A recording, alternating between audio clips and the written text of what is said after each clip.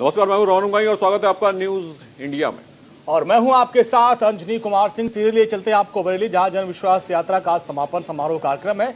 JP Nadda सभा को संबोधित कर रहे हैं। किया उनके नाम को लेकर के आज भी समाज को बांटने पर जुड़े हैं। ये है अखिलेश की सरकार और ये है अखिलेश के लोग। ये हमको समझना चाहिए। आप बताइए, जाति के नाम पर बांटा कि नहीं बांटा? बांटा कि नहीं बांटा? पूछा कि नहीं तुम अगड़े हो कि पिछड़े हो? पूछा कि नहीं पूछा? हमसे एक पत्रकार ने पूछा, मैंने कहा उनके साथ कुछ विशेष लोग हैं। बोले कौन से लोग हैं? मैंने कहा आप भी जानते हो। यह जातियों में बांटने का काम आपका है। हम अपने मुंह से इस तरीके के शब्द नहीं निकालते हैं। हम कहते हैं सबका साथ, सबका विकास, सबका विश्वास, सबका प्रयास। आप देखिए, इन्होंने सिर्फ परिवार का ही स्वार्थ सिद्ध किया कि नहीं किया? सिर्फ परिवार का। हमने सबका ख्याल रखा, सबको बढ़ाया। इन्होंने परिवार का ही स्वार्थ सिद्ध किया और झूठे वायदे। आजकल अखिलेश जी बहुत बड़ी बड़ी बातें कर रहे हैं, लेकिन आखिर उनका अतीत क्या है? उनका इतिहास क्या है? जब वो मुख्यमंत्री थे तो उन्होंने दिया क्या है? ये अतीत ही तय करता है कि भविष्य में कोई क्या करेगा। योगी जी की सरकार ने मोदी जी के आशीर्वाद से जो पिछले 5 साल में किया है, वही ताकत बनेगा कि हम अगले 5 साल में क्या करने वाले हैं, ये तय करेगा। इसको हमको तय करना चाहिए। मित्रों, मैं दूसरी राजनीति की बारीकी आपको समझाना चाहता हूं। मोदी जी के आने के बाद फर्क क्या पड़ा? फर्क यह पड़ा कि जो वोट बैंक पॉलिटिक्स करते थे, वोट बैंक की पॉलिटिक्स, उनकी आजकल हालत खराब है। क्योंकि वोट बैंक की पॉलिटिक्स को मोदी जी ने समाप्त कर दिया। विकासवाद को ले आए, सबका विकास करने पर लग गए। और इसलिए चाहे जातिवाद हो, चाहे क्षेत्रवाद हो, चाहे वंशवाद हो, चाहे तुष्टीकरण हो, ये सारे के सारे धाराशाही हो गए। न जातिवाद रहा, न वंशवाद रहा, न परिवारवाद रहा और न ही तुष्टीकरण अब चलेगी। अब चलेगा तो राजनीति को समझने वाले सबका साथ, सबका विकास, सबका विश्वास, इसी बात को आगे लेकर के चलने लगे। हम अपना रिपोर्ट कार्ड लेकर के जा रहे हैं, सुशासन की बात कर रहे हैं। उनके पल्ले क्या है? उनके पल्ले कुशासन है। हमारे पल्ले क्या है? सुशासन है। हम कहते हैं गुड गवर्नेंस, वो कहते हैं बैड गवर्नेंस। कुछ लोगों को हिस्सा देना और कुछ लोगों को हिस्सा देकर के राजनीति करना, यह उनकी तरीका है। मित्रों, यहां जो भी भारतीय जनता पार्टी के कार्यकर्ता खड़े हैं और मेरी बात सुन रहे हैं, बैठे हैं, जो हमारी बात सुन रहे हैं, और जो मेरी बात इलेक्ट्रॉनिक मीडिया से भी बाहर जा रही है, मैं कहना चाहता हूं कि भारतीय जनता पार्टी के कार्यकर्ताओं को गर्व होना चाहिए कि आज अकेली भारतीय जनता पार्टी है ऐसी जिसके पास नेता है, जिसके पास नीति है, जिसके पास नीयत है, जिसके पास आप जैसे कार्यकर्ता हैं और जिसके पास कार्यक्रम है और जिसके पास विकास की योजना है और जो सबको साथ लेकर के चलने की ताकत रखता है। किसी और पार्टी के पास नहीं है।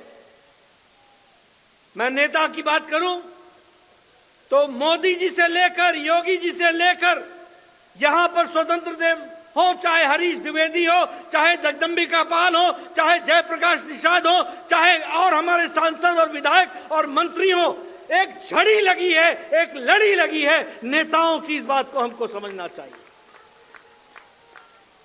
उनके पास मैं अकेला ही चला था, अकेला ही हूं।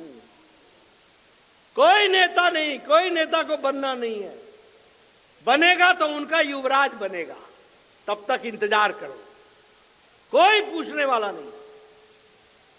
यह परिवारवाद की पार्टी का एक जिसको हम कहते हैं कि जो उन्होंने मुसीबत सही है।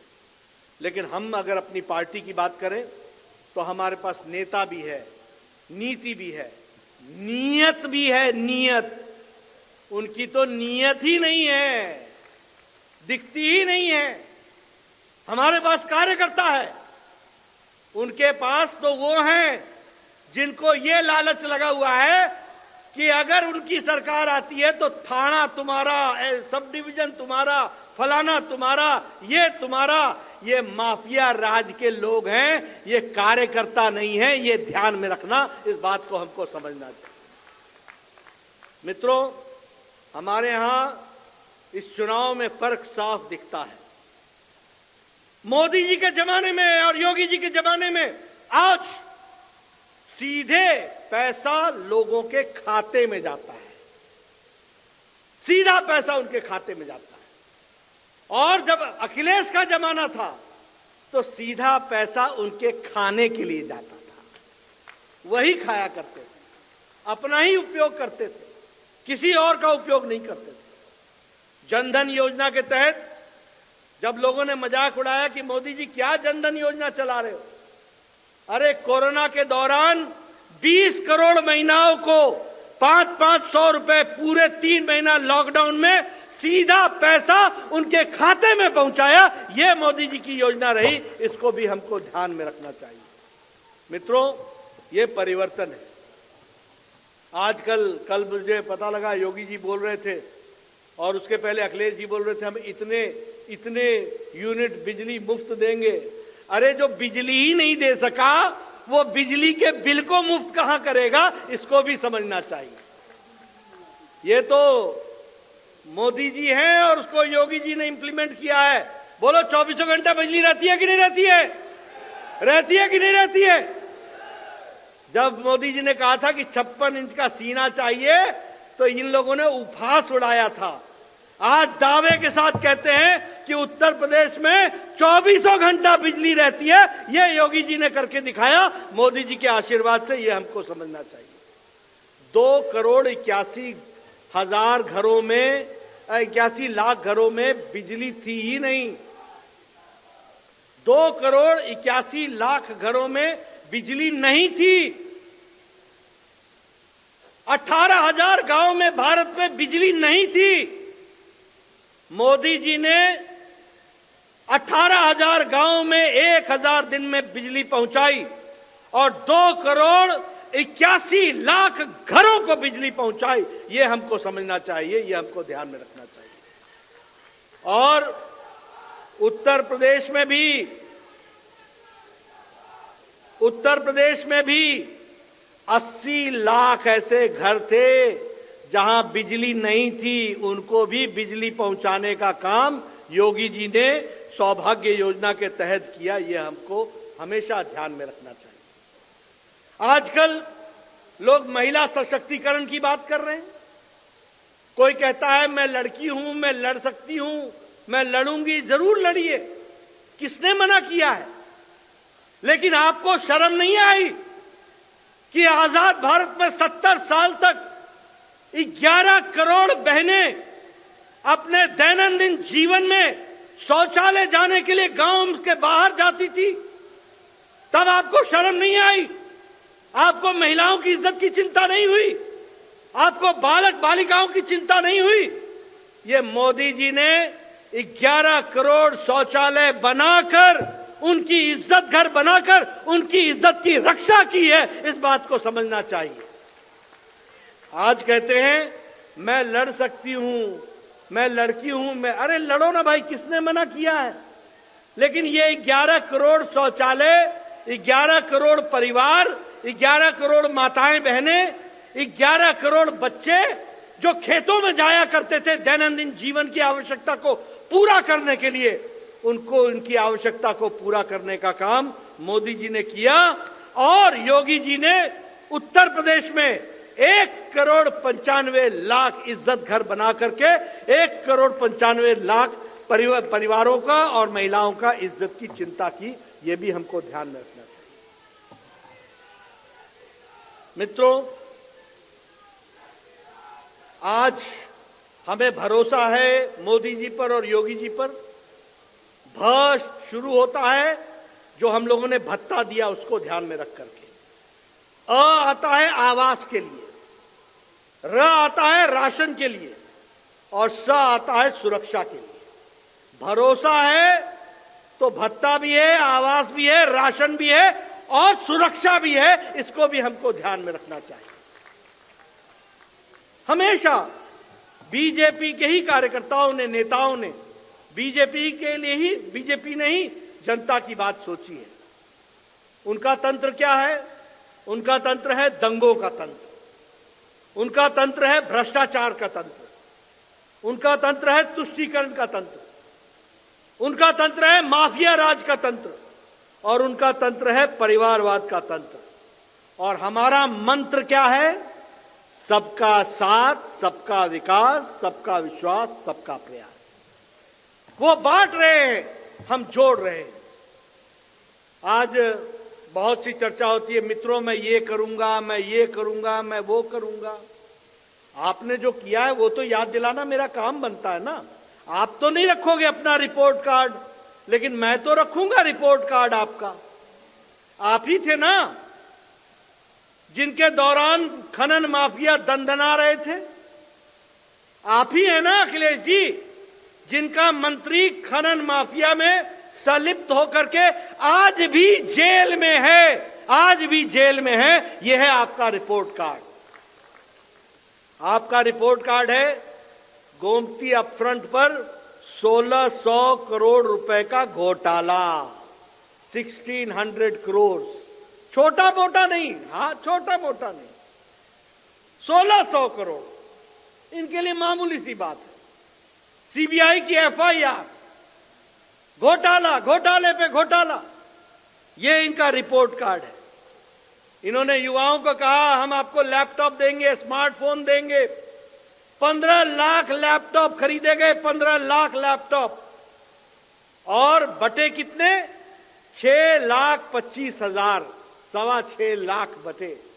बाकी कहां गए? बाकी लैपटॉप कहां गए? हमारे स्वतंत्र देव जी कह रहे सैफे ही। अरे वहां भी चले गए होते तो भी मान लेते, वो तो किसी एक के हाथ में चले गए। घोटाला उसी तरीके से अगर मैं बात करूं योगी जी की, तो अभी उन्होंने 25 दिसंबर को घोषणा किया 1 लाख लैपटॉप और स्मार्टफोन बांटे हैं और आगे चलकर 1 करोड़ युवाओं को लैपटॉप और स्मार्टफोन पहुंचाया जाएगा। 1 करोड़। जो कहा है वो किया है और करेंगे, इस बात को हमको ध्यान में रखना है।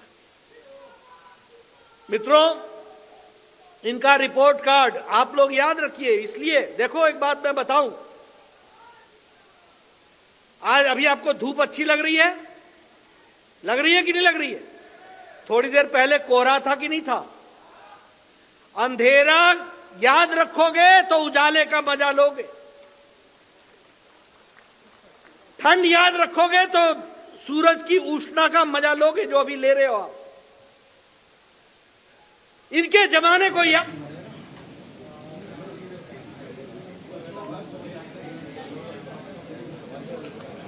तो जेपी नड्डा जनसभा को संबोधित कर रहे हैं और लगातार उन्होंने विपक्ष पर निशाना साधा। जो फ्री बिजली अखिलेश यादव देने का वादा कर रहे हैं, उसमें उनका कहना था कि उत्तर प्रदेश में बिजली ही नहीं आती थी तो फ्री बिजली देने की बात विपक्ष कैसे कर रहा है। विपक्ष ने जनता को जाति के नाम पर बांटा, हमारी पार्टी ने लोगों को जोड़ा है, ये जेपी नड्डा का कहना है। लगातार भारतीय जनता पार्टी के नेताओं की उत्तर प्रदेश में जनसभाएं और रैलियां चल रही हैं। और इस वक्त की बड़ी खबर आपको बता दें, मुंबई के घाटकोपर इलाके में सुबह से एक गोदाम में आग लग गई। दमकल की 8 गाड़ियां मौके पर पहुंची और आग पर काबू पाया गया। हालांकि घटना के कारण क्या है अभी स्पष्ट नहीं हो पाया। बताया जा रहा है कि शॉर्ट सर्किट की वजह से आग लगी है। और आग देखिए, आग कितनी भीषण थी कि धुएं का गुबार काफी ऊंचाई तक दिखाई दे रहा है। हालांकि खबर यह है कि अब आग पर काबू पा लिया गया है। मौके पर 8 फायर ब्रिगेड की गाड़ियां पहुंची थी और उन्होंने कड़ी मशक्कत के बाद आग पर काबू पा लिया है। तो मुंबई के घाटकोपर इलाके की यह घटना है, जहां सुबह गोदाम में आग लग गई। 8 फायर ब्रिगेड की गाड़ियां वहां पहुंची और आग पर काबू पा लिया गया। तो आप देख सकते हैं, ये तस्वीरें सीधा मुंबई के घाटकोपर इलाके से आ रही हैं, जहां पर 8 फायर ब्रिगेड की गाड़ियों ने इस आग पर काबू पाया। किसी के घायल होने की खबर नहीं है।